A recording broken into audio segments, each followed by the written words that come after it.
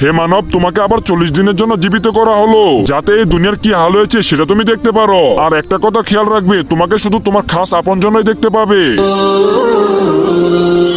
আরে ওই তো আমার বন্ধু, ওর সাথে কথা বলি। আরে বন্ধু এইদিকে দেখ, আমি আইছি। বন্ধু কথা শোনোস না? বন্ধু আমার তো মনে হচ্ছে ও আমাকে শুনতে পাচ্ছে না।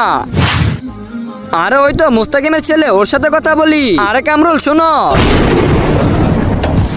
আরে বাবা ভয় পেও না, এদিকে আসো, আমার কথাটা তো শোনো। আমাকে আল্লাহ তাআলা 40 দিনের জন্য জীবিত করে দিয়েছে, আর আমাকে সেই দেখতে পারবে যে আমার খাস আপনজন। আজকে দেখবো কে শয়তানকে হারিয়ে মাকে জিতিয়ে দেয়। মাকে ভালোবাসলে ভিডিওটিতে লাইক করে দিয়ে চ্যানেলকে সাবস্ক্রাইব করে দাও। আর শয়তানকে ভালোবাসলে কিছুই করতে হবে না। আর বাবা তুমি এখন আমার সব থেকে আপন, তুমি দয়া করে আমার ফ্যামিলির সাথে আমাকে দেখা করিয়ে দাও। ঠিক আছে চাচা, আসেন আমার সাথে আসেন। চাচা ওই দেখেন আপনার ছেলে বসে আছে। আরে শান্ত, তুমি এখানে বসে জুয়া খেলতেছো? তুমি কি ভুলে গেছো যে তোমার বাবা কত একটা ভালো মানুষ ছিল? তাতে তোর সমস্যা কি? আমি জুয়া খেলছি। তুমি তোমার বাবার সব সম্পদ এখানে জুয়া খেলে উড়িয়ে দিচ্ছ। তোমার বাবা মারা গেছে এখনো তো 10 দিন হলো না। কমসে কম ওনার জন্য তো শুধু একটু দোয়া করতে পারো।